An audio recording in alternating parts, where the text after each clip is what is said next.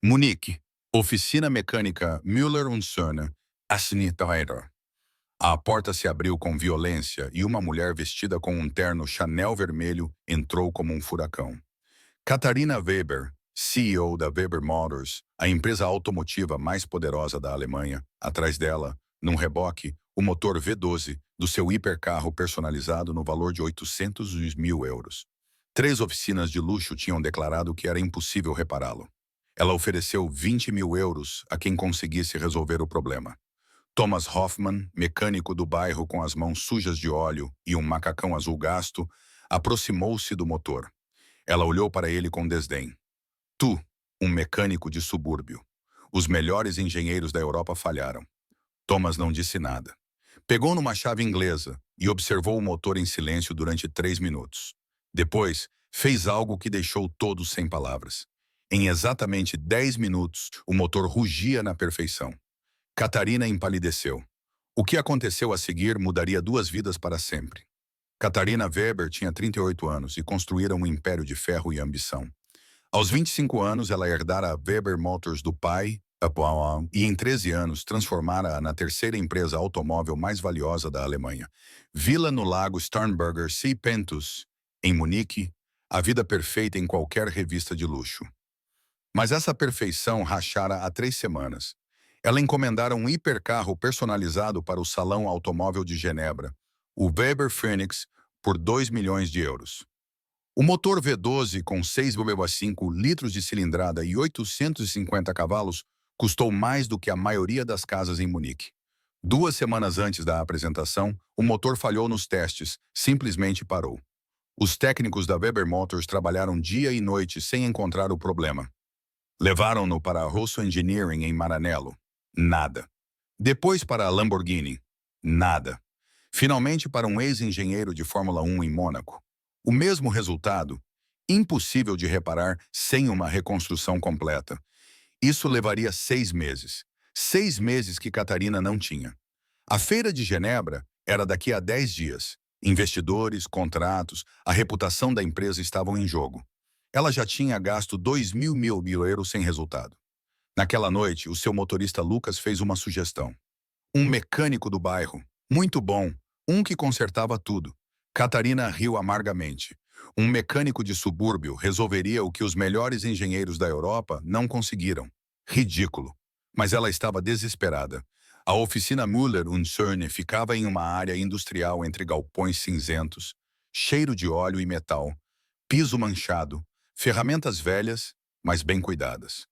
3 mecânicos trabalhavam num Fiat Panda, num Renault enferrujado e numa carrinha. Um deles virou-se. 35 anos, cabelo castanho despenteado, mãos sujas de óleo, macacão azul com o nome Thomas no peito. Ele olhou para ela com olhos escuros que pareciam ver através das coisas. Catarina explicou com um tom frio, motor impossível de reparar, 50 mil euros para quem o consertar. Thomas ouviu em silêncio, aproximou-se do motor e observou-o durante 3 minutos. Depois, pegou numa chave inglesa de 17, trabalhou exatamente 9 minutos, saiu e disse para o ligarem. Após 3 semanas e 200 mil euros, disse este mecânico. Ele resolveu o problema em 10 minutos. O assistente girou a chave de ignição.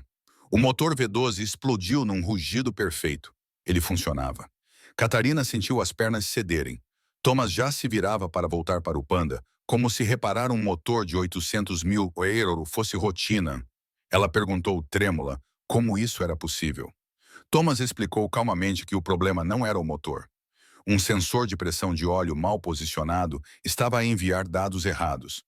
O motor desligou-se para se proteger de um problema inexistente. Era necessário deslocar o sensor 2 centímetros. 3 semanas. 2 mil euros.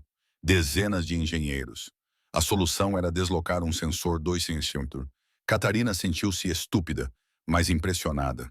Ela abriu a sua mala Hermes e entregou um cheque de 50 mil euros. Thomas olhou para ele sem o pegar. Ele não queria euros por 10 minutos de trabalho. Era exagerado. A taxa normal da oficina era de 200 euros. Catarina olhou para ele incrédula. Ele tinha salvado a apresentação mais importante da sua carreira e só queria 200 euros. Thomas encolheu os ombros. Não era justo cobrar quantias absurdas só porque o cliente era rico. Pela primeira vez em anos, Catarina Weber não sabia o que dizer. Ela olhou para aquele mecânico, que recusou 50.000 euros por princípio, e sentiu algo no peito, algo que ela havia esquecido em seu mundo de dinheiro e poder.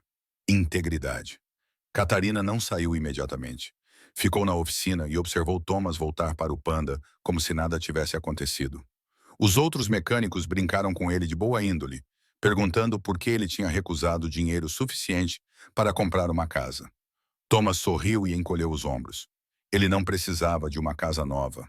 A que tinha era boa o suficiente. De repente, sentiu-se deslocada no seu quinto fato de lata da Eurocostume com os seus sapatos Louboutin, que custavam tanto quanto o salário mensal desses mecânicos. Pela primeira vez em anos, o seu mundo de luxo parecia vazio e artificial diante da simplicidade honesta daquela oficina. Antes de sair, fez algo impulsivo. Perguntou a Thomas se poderia voltar no dia seguinte. Queria entender como ele tinha feito isso, queria aprender. Thomas olhou para ela surpreso. Uma CEO milionária queria aprender com um mecânico suburbano, mas nos olhos dela ele viu algo sincero. Então, ele acenou com a cabeça. Ela poderia vir quando quisesse. Catarina veio todos os dias durante uma semana. Trabalhava de manhã cedo no escritório até às 4 da tarde. Depois, desaparecia, deixando para trás assistentes perplexos. Ela ia para a oficina, tirava o fato de designer, vestia um macacão velho que Thomas lhe emprestara e aprendia a diagnosticar problemas através dos ruídos do motor, a sentir anomalias com as mãos, a reconhecer se havia uma fuga através do cheiro. Thomas era um professor paciente. Não a tratava como CEO ou milionária, mas como uma aluna normal. Ele corrigia-a quando ela cometia erros, explicava conceitos complexos com palavras simples, deixava-a praticar, mesmo quando ela falhava. Os outros mecânicos estavam céticos no início. Depois, aceitaram-na quando viram que o seu interesse era genuíno. Uma noite, ao fechar a oficina, Catarina perguntou a Thomas por que ele fazia esse trabalho. Ele tinha um talento incrível. Poderia trabalhar para a Ferrari ou a Lamborghini, ganhar muito dinheiro. Por que ficar numa pequena oficina suburbana? Thomas parou, olhou pela janela para as luzes da cidade. Contou que o seu pai tinha aberto essa oficina há 40 anos. Ele morrera de ataque cardíaco há 5 anos, deixando dívidas e um negócio à beira da falência. Thomas estudou engenharia mecânica na Universidade Técnica de Munique, recebeu ofertas de grandes concessionárias de automóveis, mas não podia deixar o sonho do seu pai morrer. Ele renunciou a tudo, voltou para a oficina e trabalhou 6 horas por dia para pagar as dívidas. Agora a oficina estava estável, dava trabalho a 3 famílias e servia o bairro. Não o tornava rico, mas permitia-lhe viver com dignidade. E cada vez que reparava um carro, sentia o orgulho do seu pai. Catarina ouviu essa história e sentiu algo dentro dela se partir. Ela herdara uma empresa e transformara-a num império. Thomas herdara dívidas e transformara-as em dignidade. Ela perseguia profetas cada vez maiores. Ele perseguia o respeito de pessoas que talvez nunca conhecessem o seu nome. Ela estava rodeada de luxo, mas sentia-se terrivelmente sozinha. Ele vivia de forma simples, mas tinha algo que ela tinha perdido: um propósito. Naquela noite, de volta em sua mansão à beira do lago, ela olhou para as enormes salas vazias, os móveis caros que ninguém tocava, as obras de arte nas paredes que ninguém admirava. Ela vivia sozinha há anos. As suas relações tinham todas fracassado porque ela não tinha tempo, nem espaço emocional, sempre colocando o trabalho em primeiro lugar. Ela sacrificou a família, as amizades, o amor, tudo em nome do sucesso. E para quê? Para se sentir vazia numa casa cheia de coisas que não significavam nada. Na semana seguinte foi o Salão Automóvel de Genebra. Catarina apresentou o Weber Phoenix a centenas de jornalistas e potenciais compradores. O motor funcionava na perfeição. O carro era espetacular. A apresentação foi um triunfo. Encomendas no valor de 12 milhões de euros em 2 dias. O preço das ações da Weber Motors subiu 15%. Mas Catarina não sentiu a alegria que esperava. Durante a apresentação, enquanto sorria para fotos e apertava as mãos de bilionários, ela pensava em Thomas na sua oficina, a reparar pandas enferrujados para reformados que precisavam de contar cada euro. E essa imagem parecia mais real, mais verdadeira do que todo o luxo que a rodeava. De volta a Munique, ela tomou uma decisão que chocou a todos. Ela anunciou à diretoria que queria abrir um novo departamento. Weber Service, oficinas mecânicas acessíveis em toda a Alemanha, preços honestos, serviço de qualidade para pessoas normais, não apenas para bilionários. A empresa não fabricava apenas supercarros de sonho, ela também tinha de servir aqueles que nunca teriam esses supercarros. A diretoria olhou para ela como se ela tivesse enlouquecido. Isso exigiria investimentos enormes para lucros mínimos. Isso diluiria a marca de luxo. Não fazia sentido economicamente. Mas Catarina foi inflexível. Nem tudo precisava fazer sentido economicamente. Às vezes, as coisas precisavam fazer sentido humanamente. A luta com a diretoria durou semanas. Alguns membros ameaçaram demitir-se. Os acionistas ficaram furiosos. Mas Catarina detinha a maioria das ações, a herança do seu pai. Ela podia decidir e decidiu que a Weber Service existiria. Ela foi ter com Thomas com uma proposta. Queria que ele fosse diretor técnico do novo departamento. Salário de €0 por ano. Benefícios, carro da empresa, escritório na sede da Weber Motors.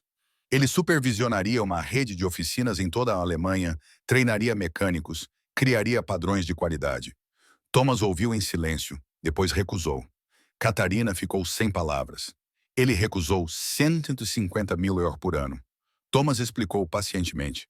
Se aceitasse, teria de fechar a oficina do pai, teria de deixar o bairro, teria de se tornar gestor em vez de mecânico. Não era isso que ele queria.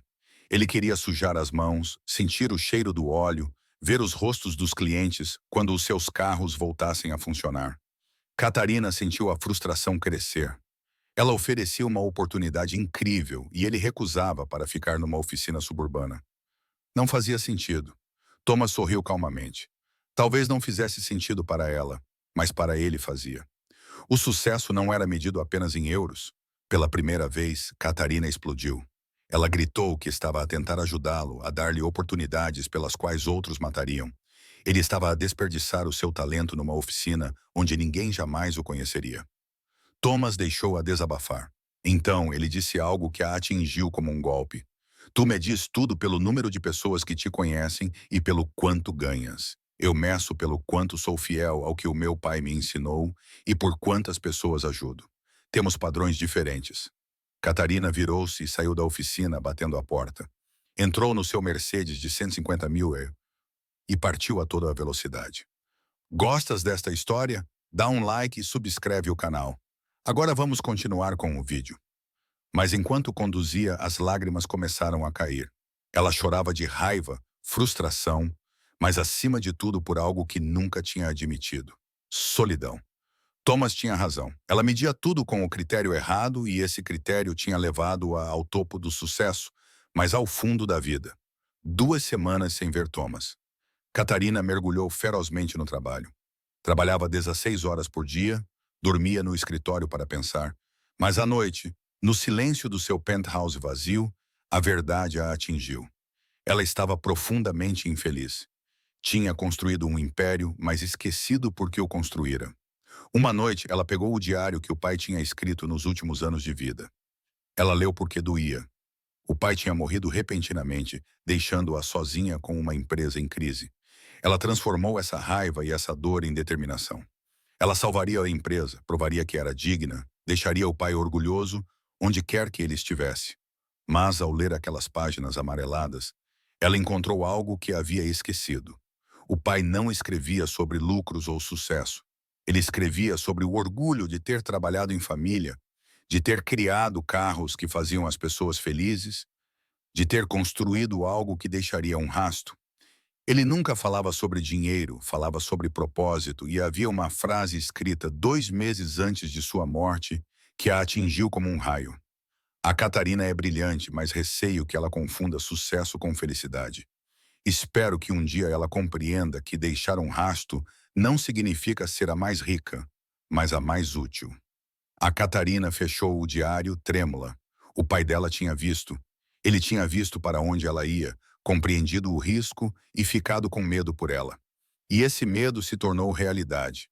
Ela se tornou a CEO mais jovem do setor, triplicou os lucros, estava em todas as capas de revistas. Mas ela não era feliz, ela não era útil. Ela produzia carros de 2 milhões de euros para bilionários entediados. Que marca ela deixava? No dia seguinte, ela foi até Thomas, não até a oficina, mas esperou do lado de fora enquanto ele fechava. Quando ele a viu, pareceu surpreendido, mas não disse nada. Ela falou sem preâmbulos, pediu desculpa. Tinha cometido erros, tinha tentado comprar algo que não se podia comprar. O respeito dele, a vida dele, os valores dele. Thomas ouviu e depois disse simplesmente que não eram necessárias desculpas. Cada um escolhia o seu próprio caminho. Catarina abanou a cabeça. Isso não era verdade. Ela não tinha escolhido conscientemente. Ela tinha reagido à dor de perder o pai construindo muros de sucesso. Mas esses muros tinham-na aprisionado. Thomas olhou para ela por um longo tempo, depois perguntou o que ela realmente queria. Ela não respondeu imediatamente. Então disse algo que nunca tinha admitido. Nem mesmo a si mesma. Ela queria sentir-se útil. Queria que a sua vida tivesse mais significado do que balanços financeiros. Thomas acenou lentamente com a cabeça. Disse, a proposta do vice-presidente é boa, mas mal executada. Não é ele que deve liderá-la. É ela que deve fazê-lo.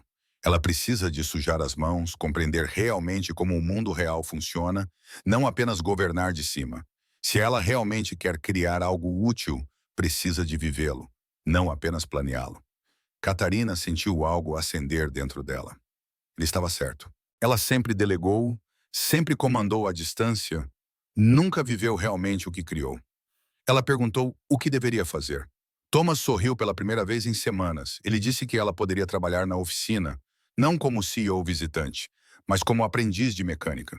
Aprender desde o início o que significa servir as pessoas, resolver os seus problemas reais, ganhar confiança com as mãos sujas de óleo. Catarina riu. Isso era absurdo. Ela era CEO de uma empresa avaliada em centenas de milhões.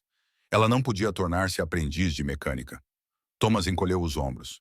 Então, talvez ela não quisesse realmente mudar nada. Ela só queria sentir-se melhor, mantendo tudo como estava. Essa frase a atingiu profundamente. Ele estava certo. Ela estava procurando uma solução confortável, uma maneira de se sentir bem sem sacrificar nada. Mas uma mudança real exigia sacrifícios.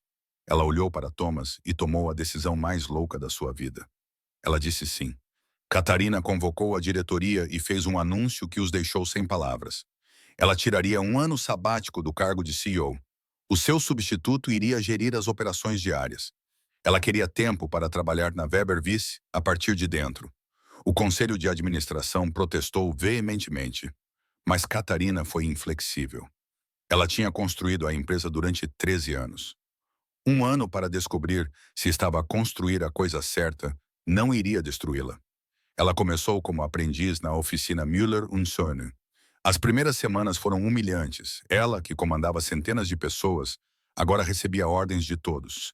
Cometia erros constantemente, ficava suja, suava. Chegava a casa exausta, mas aos poucos algo começou a mudar. Começou a sentir a satisfação de reparar o carro de uma mãe solteira, o sorriso de um senhor idoso, a gratidão de um imigrante. Essas pessoas não sabiam quem ela era. Para elas, ela era apenas Catarina, a estagiária. Ninguém esperava nada, exceto que ela fizesse bem o seu trabalho. Ninguém a julgava pela riqueza ou pelo poder. Ela era julgada pela sua habilidade em apertar um parafuso.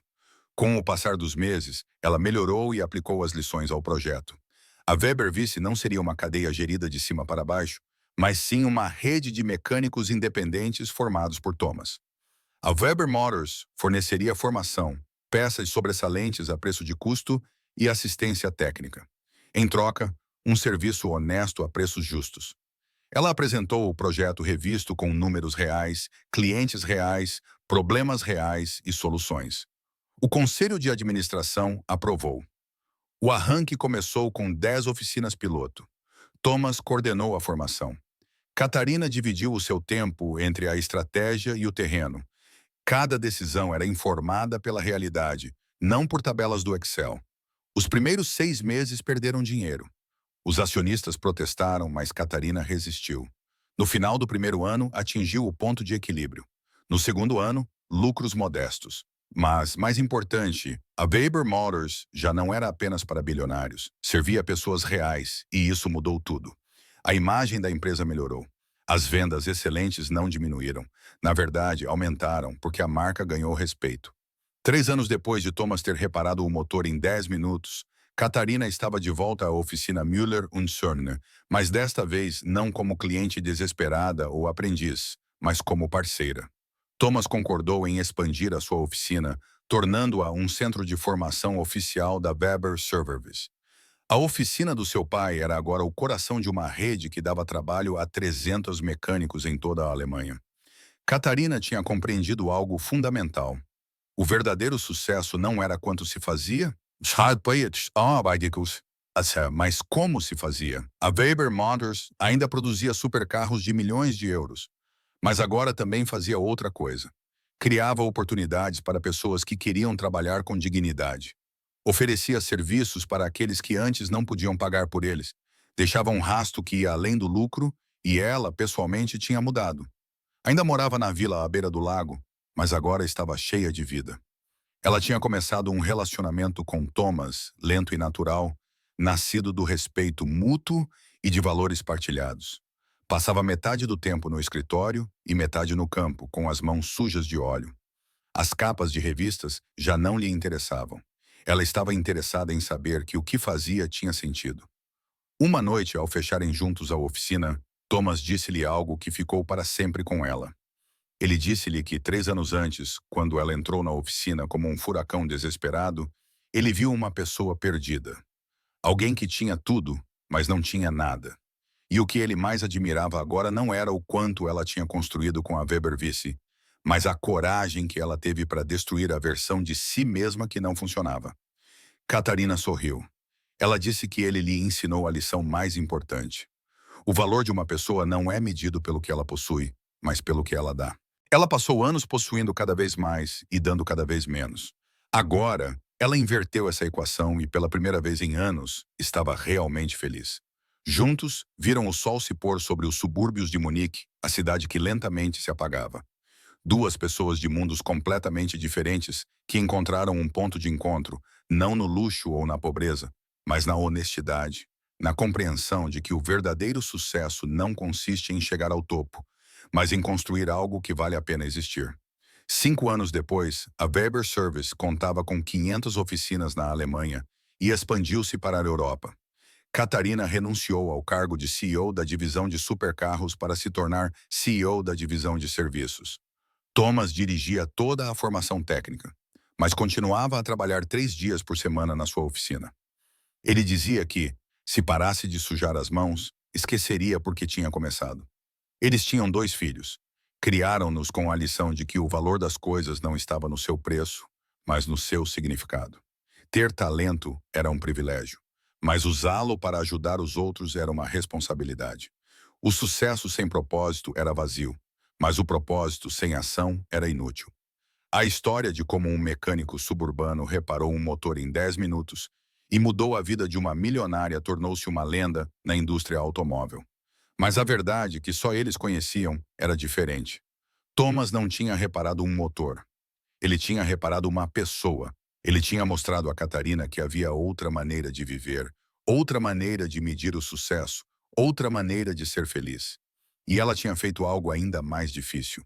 Ela teve a coragem de admitir que estava errada, de se reconstruir do zero, de renunciar às certezas para encontrar verdades. Nem todos têm essa força, mas quem a tem descobre algo precioso.